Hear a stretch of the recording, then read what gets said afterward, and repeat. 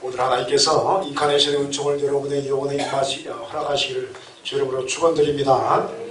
김남준 목사님의 그 그리스도의 정체라는 조그만 글이 한 토막 있는데 우리 함께 나누고자 합니다. 자신을 이 땅에서 잠시 지나는 순례자로 자처하지 않는 사람이 하나님과 동행할 수 없고, 또 하나님과 동행하며 사는 참된 신자가 부당하게 하나님보다 이 세상을 더 사랑할 수 없습니다.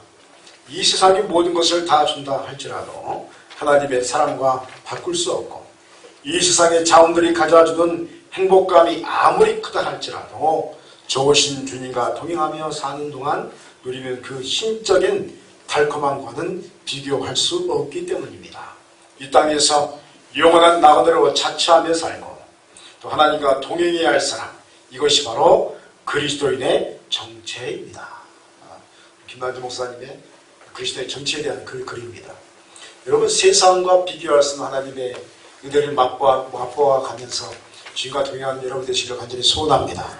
우리 하늘의 교회 소립교회가 특별히 이제 올해 이제 마지막 12월 한 달 이렇게 대강기를 보내고 있는데, 하나님의 특별하신 은총 가운데서 저와 여러분의 믿음과 영혼이 회복되어지는 은혜가 계속될 줄 믿습니다. 우리는 계속해서 우리 대강절을 지내면서 우리 성탄절까지 예수 그리스도의 탄생에 대한 말씀을 함께 나누고 있습니다. 본문의 말씀은 하나님의 아들께서 성모 마리아의 육체를 빌어서 잉태되어지고 이 땅에 탄생하신 내용이 기록되어 있습니다. 가이사 아구스도가 온 이스라엘로 호적하라 명을 내립니다.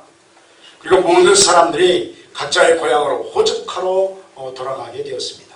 이 요셉도 나사렛에서 다윗의 동네인 베들레헴으로 이동하기 시작합니다.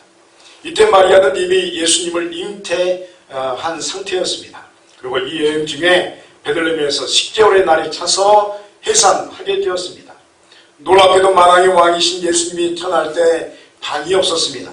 그래서 여관이 없어서 마구간에 말 구유에 아기 예수님을 강보에 싸서 누이게 됩니다. 우리는 오늘 말씀에서 예수님이 하나님의 아들이심을 분명하게 증거하는 내용을 우리가 접하게 됩니다. 예수님은 하나님의 아들이십니다. 한번 들어보겠습니다. 예수님은 하나님의 아들이십니다. 할렐루야. 예수님이 하나님의 아들이셨다는 것은 바로 예수님께서 하나님의 신성을 가지신 분이셨음을 증거하는 것입니다. 하나님의 아들 주 예수 그리스도, 이 말은 뭐냐면 하나님의 아들은 하나님이시다, 그런 뜻입니다. 주님이시다, 그런 뜻입니다. 예수 그리스도시다, 이게 우리의 신앙 고백인 것입니다. 그래서 하나님의 아들의 이름을 예수라고 하나님께서 지으셨고, 또 그분이 이스라엘이 그토록 기다리셨던 메시아, 즉 그리스도됨을 분명하게 성서는 우리에게 증언하고 있습니다. 그리고 이분이 바로 우리의 모든 인생의 주인 되심을 기본적으로 신앙 고백함으로 본문도 우리에게 말씀을 시작하고 있습니다. 그러므로 예수님은 하나님의 아들이시요, 예수님은 그리스도이시며 예수님은 저와 여러분의 인생의 주인 된 줄 믿습니다. 할렐루야. 예수를 믿는다는 것은 이 세 가지 고백을 하는 것입니다. 하나님 뭐죠? 한번 따라하겠습니다. 예수님은 하나님의 아들이십니다. 또 따라하겠습니다. 예수는 그리스도이십니다. 이게 또 중요합니다. 예수님은 내 인생의 주인 되십니다. 이 사실을 믿으십니까? 이 세 가지 고백을 할 때 신앙 고백이 되어지는 거예요. 예수를 믿는다는 것은 이 세 가지를 기본적으로 고백하는 사람에게 우리 주님께서 우리 안에 구원을 허락하신 역사로 임하신 줄 믿습니다. 그러므로 여러분, 이와 같은 신앙 고백을 가지고 항상 주님 앞에 서 있는 여러분 되시기를 간절히 소원합니다. 그런데 이런 기본적인 신앙 고백에 대해서 어떻게 예수님이 이 땅에 오셨는지에 대해서 보면 우리에게 다음과 같이 교훈을 해주시고 있습니다. 첫째로 예수님께서는 마리아의 몸과 함께 하시면서 갈릴리 나사렛이라는 동네에서 베들레헴이라는 곳으로 향하게 됩니다. 4절 말씀 보니까 요셉도 다윗의 집 족속이므로 갈릴리 나사렛 동네에서 이들을 향하여 베들레헴이라 하는 다윗의 동네로라고 말씀하고 있습니다. 베들레헴의 뜻은 빵집이라는 뜻을 갖습니다. 다른 말로 떡집이라고 하는데 우리 한국말로 하면 무슨 집일까요? 한번 따라하시나요? 밥집. 베들레헴 밥집이라는 뜻이에요. 밥을 먹는 곳이라는 거예요. 영적인 양식이 있는 곳이라는 뜻이에요. 마리아와 요셉은 이스라엘의 북쪽에 위치한 갈릴리 지역의 나사렛이라는 천대받는 곳에서 삶을 살아가는 하층민이었습니다. 갈릴리 지역은 천대받는 곳입니다. 남유다는 아주 이스라엘 중심된 곳이고 화려한 곳이고 모든 사람이 인정하는 곳이지만 북이스라엘 지역에서 갈릴리는 사람들이 취급하지 않는 곳이었습니다. 갈릴리 나사렛에서 무슨 선한 것이 날까? 이 정도 말할 정도로 아주 천대받는 절망의 땅, 희망이 없는 땅이었습니다. 그러나 이 갈릴리에 있던 마리아 요셉이 아기 예수를 잉태하고 말씀의 인도함 따라서 그 절망의 땅에서 희망의 베들레헴으로 향하는 것입니다. 미가서 5장 2절 말씀 보니까 베들레헴 에브라다야 너는 유다 족속 중에 작을지라도 이스라엘을 다스릴 자가 내게서 내게로 나올 것이라. 그의 근본은 상고의 영원에 있느니라 라고 예언하고 있습니다. 다시 말하면 메시아는 유다 족속 즉 다윗의 고향인 베들레헴에서 나실 것임을 미가 선지자를 통해서 구약 성경은 우리에게 예언을 했습니다. 그러하기에 이 예언의 말씀은 그대로 성취되어야만 했습니다. 왜냐하면 예수 그리스도는 이 땅에 하나님의 말씀을 그대로 성취하기 위해서 오신 하나님의 아들이시기 때문입니다. 하나도 땅에 떨어지면 안 됩니다. 예수님께서 메시아 된다는 것은 이 땅에 오셔서 태어나면서부터 죽는 순간까지 그리고 부활하는 순간까지 모든 말씀이 그대로 하나도 땅에 떨어지지 않고 성취시키셔야만 했습니다. 그래서 태어나면서부터 베들레헴에서 태어나신 겁니다. 사랑하는 여러분이요, 하나님의 역사는 오늘도 이렇게 우리가 있는 곳에 임하는 줄 믿습니다. 한번 들어가겠습니다. 말씀은 믿음대로 성취됩니다. 할렐루야. 말씀은요 우리에게 주어지고 언약이 주어지면 믿음대로 그대로 하나도 땅에 떨어지지 않고 성취이 되는 줄 믿습니다. 하나님의 역사는 전대받고 학대받는 희망이 없는 이 땅에 말씀의 집으로 오십니다. 인생에 희망이 없는 절망의 땅에 그리고 하나님의 아들께서 말씀의 희망을 우리에게 허락하신다는 것입니다. 이엔 바운즈의 기도의 본질이라는 책이 있습니다. 제가 이엔 바운즈라는 기도하는 분을 상당히 좋아하는데 이분이 기도의 위대한 사람이었습니다. 그런데 이분이 아주 유명한 말을 합니다. 이런 말을 합니다. 기도하는 지도자들이 있는 교회는 복되다. 이는 그들이 교회 안에 무질서를 볼 수 있으며 그것을 슬퍼하며 하나님의 일에 진전에 큰 해를 끼치는 악행을 시정하려고 손을 쓰는 사람이기 때문이다. 이엔 바운즈의 기도의 본질 중에서 이 글이 나옵니다. 사랑하는 여러분이요, 교회는 만민이 기도하는 집인 줄 믿습니다. 교회는 기도를 통해서 하나님의 말씀을 듣고 접촉하고 응답을 받는 것인 줄 믿습니다. 그리고 교회는 하나님의 아들의 몸인 줄 믿습니다. 그러므로 교회 안에서 영적인 질서를 세워가는 사람이 복된 줄 믿습니다. 여러분, 교회는 영적인 질서가 있는 겁니다. 그 질서를 따라서 우리가 순종하고 복종하고 나가면 하늘의 복이 그대로 임하게 될 줄 믿습니다. 교회의 영적 질서는 말씀을 통해서 우리에게 희망을 줍니다. 그러므로 여러분이요, 말씀의 집이란 무엇입니까? 바로 교회입니다. 하나님의 아들이 이 땅에 오신 사명의 첫 번째 역사는 이 땅에 하나님의 말씀이 선포되어지는 집을 세우는 것이 있었습니다. 그래서 베들레헴에서 태어나시는 겁니다. 말씀의 집이 하나님의 살아계심의 역사가 태초에 말씀이 계셨던 그 역사가 이 땅에 실현될 것이다 라는 예언이 그대로 미가 선지자를 통해서 예언되었고 그 말씀이 그대로 예수님의 탄생으로 떡집에서 밭집에서 말씀의 집으로 이 땅에 허락된 줄 믿습니다. 그러므로 사랑하는 성도 여러분이요, 하나님을 만나 뵙고 싶습니까? 말씀의 집에 거하시기를 축원드립니다. 말씀의 집에서 기도하시길 바랍니다. 말씀을 붙들고 간구하시기 바랍니다. 절망의 땅 이 나사렛에서 하나님의 역사가 있는 말씀의 집인 베들레헴의 희망의 역사가 여러분의 영혼 가운데 그대로 임하게 될 줄 믿습니다. 우리가 영적인 법칙이 하나가 있는데 비밀을 좀 말씀드리겠습니다. 말하지 말까요? 영적인 비밀이 하나가 있는데 뭐냐면 우리의 개인의 영성생활은 좋았다가 나빴다가 반복이 됩니다. 성령 충만했다가 저 밑바닥에 푹 떨어져서 하나님이 우리말로 하나님이 없는가며 하면서 막 절망했다가 다시 올라왔다가 어느 날은 막 은혜 충만해서 내 목숨을 걸고 하나님께 충성하겠으면 했던 사람이 다음날은 하나님이 어디 계셔? 정말 여러분의 모습입니다.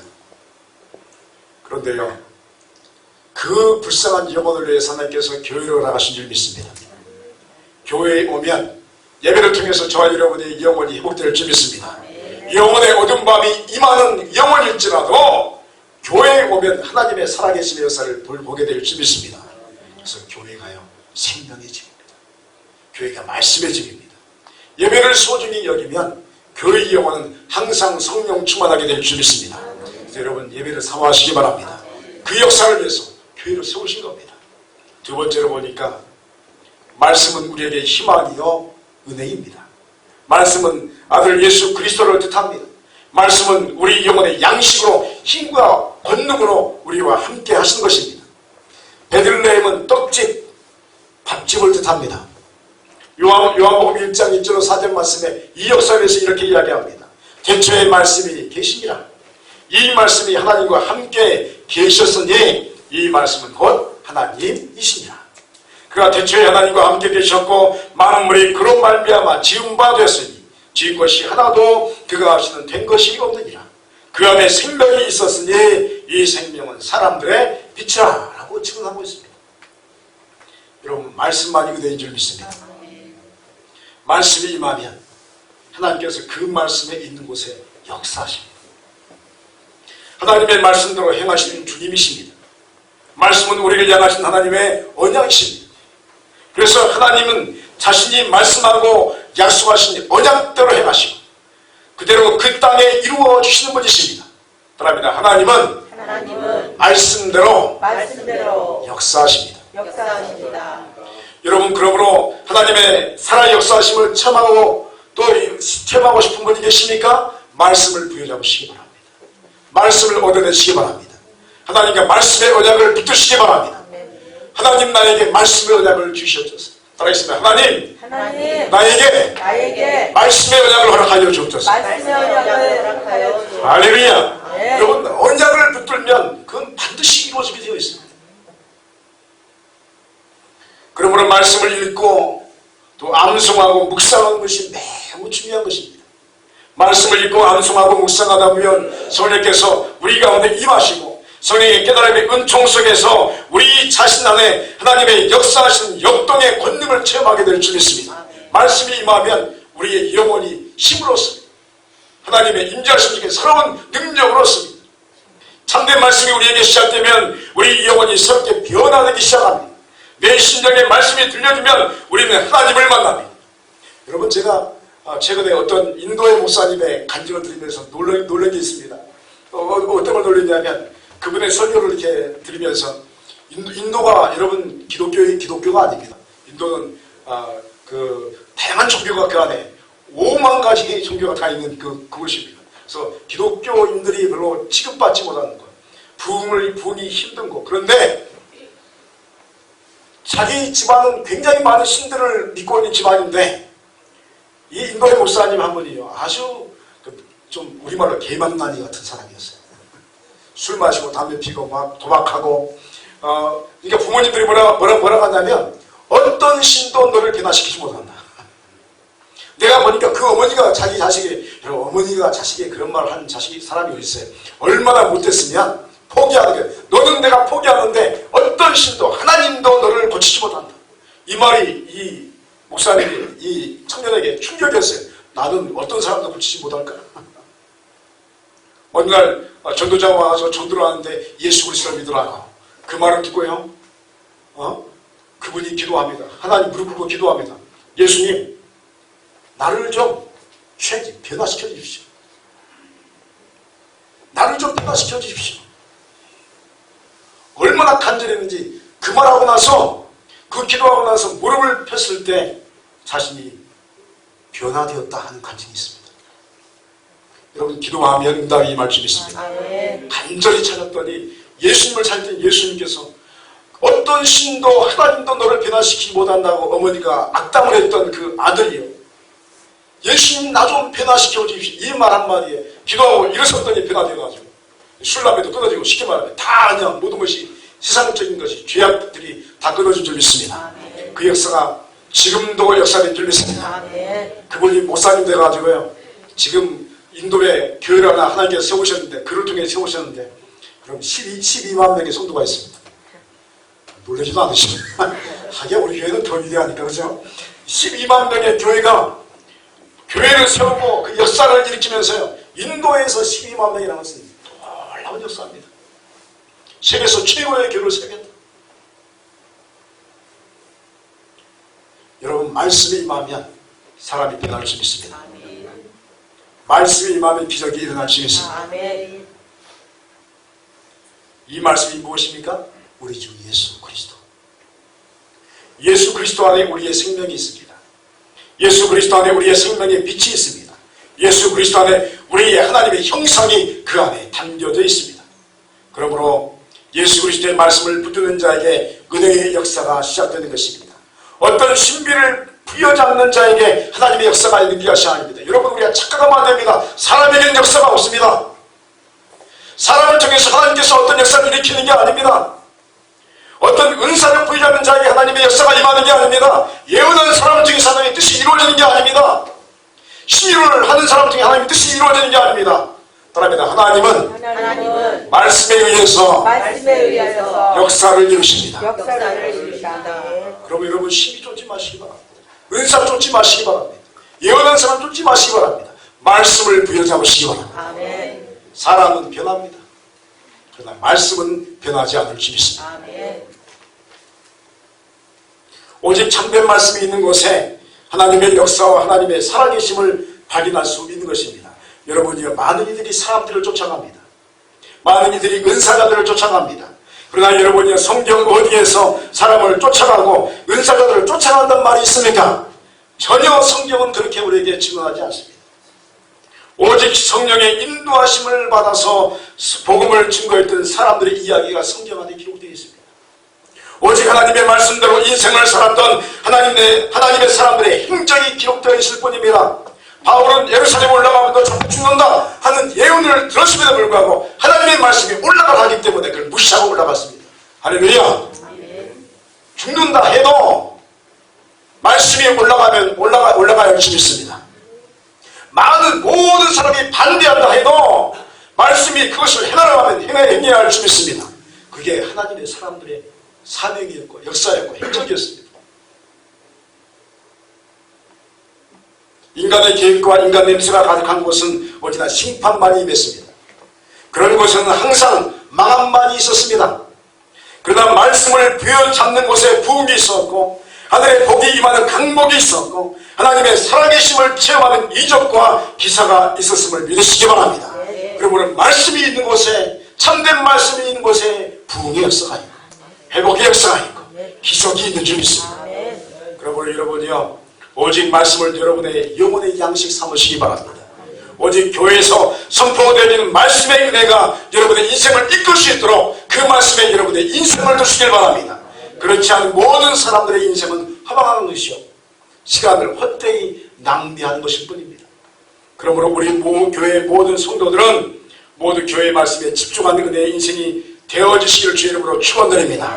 세 번째로 보니까 하나님의 아들 주 예수 그리스도께서 베들레헴에서 태어나실 때 궁궐이 아닌 가장 낮고 천한 곳인 말구이에서 태어나셨습니다.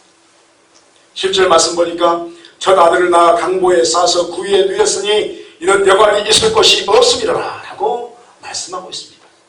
이 이야기는 매우 놀라운 증언입니다. 하나님의 아들이셨습니다.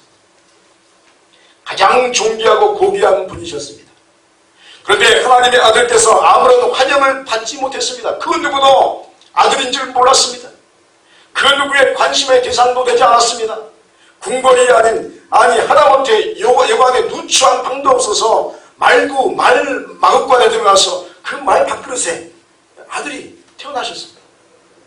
하나님의 능력이 없어서 그곳에 태어나게 하셨을까요? 여러분 생각해 보십시오. 하나님은 천지만물의 주인이십니다. 마음만 먹으시면 궁궐에 태어나게 하게 하실 수 있는 분이 하나님이셨습니다. 마음만 먹으면 방을 얼마든지 구할 수 있었습니다. 근데 하나님은 그렇게 하지 않으셨어요. 이 사건에는 하나님의 의도하신 뜻이 있었습니다. 하나님은 살아계신 분이시며 원하시면 가장 좋은 곳으로 아들을 태어나게 하셨음에도 불구하고 가장 낮고 천한 곳에 아들을 놓으셨습니다. 무슨 의미입니까? 그 위에 태어나신 하나님의 아들의 모습은 우리에게 겸손의 의미를 가르쳐줍니다. 하나님의 아들 주 예수 그리스도를 만나기 위해서는 우리 자신이 겸손해져야 한다는 것을 우리에게 말씀하는 줄 믿습니다. 여러분 주님을 만나고 싶습니까? 겸손하시기 바랍니다. 낮고 낮아지시기 바랍니다. 그렇습니다. 겸손하지 않으면 하나님의 아들을 만날 수 없습니다. 가장 낮고 낮은 심령이 되지 않으면 하나님의 아들 예수 그리스도를 만날 수 없습니다. 교만한 사람은 하나님을 만나지 못합니다. 비록 교회에 오래 다니고 다닐지라도 항상 겸손을 추구하지 않는 사람은 하나님의 역사에서 멀어지게 되는 것입니다. 혹 여러분의 우리 교회는 그렇지 않지만 저기 무슨 교회나 서울의 어디 교회 보면 얼마나 사람들이 교만한지 하나님을 만나지 못해요. 신앙생활하면서 하나님이 멀리 있게 느껴졌다. 그러면 여러분의 마음에 벌써 교만이 있는 겁니다. 자신을 점검해야 합니다. 하나님께서 살아 역사하시는데 그 역사를 체험하지 못하고 은혜로부터 멀어졌으면 여러분 자신을 점검하시기 바랍니다. 내가 혹시 교만하지 않나? 혹시 내가 너무 오버하지 않나? 하나님 앞에서 너무 자만하지 않나? 이런 건 봐야 됩니다. 그러므로 그리스도의 최고의 목표는 가장 낮은 겸손, 심령의 가난을 소유하는 것입니다. 왜냐하면 이 상태만이 하나님의 은총 속에 들어갈 수 있기 때문입니다. 우리 주님 예수께서는 가장 낮고 낮은 곳에 탄생하셨습니다. 여러분 우리의 심령도 하나님께 나올 때마다 가장 낮고 낮은 모습 이해할 줄 믿습니다. 여러분 낮은 심령에 은혜의 충만이 임할 줄 믿습니다. 낮아진 영혼의 그릇에 성령의 충만함이 있습니다. 낮아진 심령을 가진 자가 하나님의 역사를 감당할 수 있는 것입니다. 제가 예전에 그런 말씀 드렸죠. 신학교 갔더니 저를 가르쳤던 교수님이 칠판에 뭐라고 하냐면 믿음의 반대말은 무엇일까? 믿음의 반대말은 무엇입니까? 불신앙이요? 불신앙입니다. 아니야, 틀렸어. 교만이랍니다. 한번 들어보겠습니다. 믿음의 반대말은 교만입니다. 교만입니다. 여러분 교만은 여러분 패망의 선봉이요. 망함의 지름길입니다. 자문이 이야기하지 않습니다. 교만하면 하나님 만나지 못합니다. 교만하면 하나님의 역사가 옆에 역사에도 그분을 바라보지 못합니다. 교만하면 천국 가지 못합니다. 성경이 증언한 겁니다. 오다고 말하기에는 오늘 우리 교회가 가장 낮아지는 은혜의 장소가 되기를 간절히 소원합니다. 우리 소리교회는 모든 겸손한 사람만 모인 줄 믿습니다. 다른 교회 못지않게. 왜냐하면 우리는 무슨 교회죠? 하늘의 교회이기 때문에. 하나님 앞에서 누가 허리를 펼 수 있겠습니까? 하나님의 임재 가운데 누가 내가 좋았습니다 이 말 어떻게 하겠습니까? 하나님께서 여러분 청와대만 들어가도 얼마나 우리가 겸손합니까? 대통령 앞에서 누가 함부로 말할 수 있습니까? 제 주위에 한번 청와대 갔다 오신 분들 막 자랑을 얼마나 하시는데 내가 속으로 그래서 나도 청와대 한번 갔다 와야겠다. 근데 그 아무나 못 들어가잖아요. 거기 들어가면 얼마나 검열이 심한지. 그렇죠? 우리 장로님도 계시지만 얼마나 검열이 심하고 가면 교육시키잖아요. 대통령 앞에서 악수 같은 거 어떻게 해야 되고 다 교육시키잖아요. 저는 모릅니다만 말만 들었어요. 어떻게 시켜? 어떻게 해야 되고 뭐 자신 어떻게 해야 되고. 그 말에 아무리 권세 있는 사람들 다 따릅니다. 얼마나 조심하는지. 근데 이곳이 하나님의 존재인지 믿습니다. 하나님 앞에서 여러분의 마음을 내려놓으시기 바랍니다. 그러면 하나님의 은혜가 임할 줄 믿습니다. 할렐루야. 여러분 낮은 자만이 우리 주님을 만날 수가 있습니다. 말구에 태어나신 예수 그리스도. 여러분 저와 여러분 중에 혹시 말구에 태어나신 분 계시나요? 그 밑에까지 내려오라 하는 것입니다. 오늘 우리는 베들레헴에 탄생하신 예수 그리스도의 이 소식 앞에서 이분만이 우리의 주님이시요 하나님의 아들이심을 신앙 고백하게 되었습니다. 또한 하나님의 역사는 말씀으로 오늘도 우리와 함께 하시기 때문에 인생의 유일한 희망은 말씀의 역사임도 알게 되었습니다. 또한 하나님은 예수 그리스도의 말씀대로 모든 것을 행하시기에 낮아진 심령으로 이 말씀을 붙드는 자에게 하나님의 살아계심의 역사가 허락됨도 알게 되었습니다. 여러분의 믿음에 이 같은 희망의 말씀과 언약의 성취와 겸손으로서 하나님과 동행하는 은총이 임하시기를 주 이름으로 간절히 축원드립니다. 기도하시겠습니다.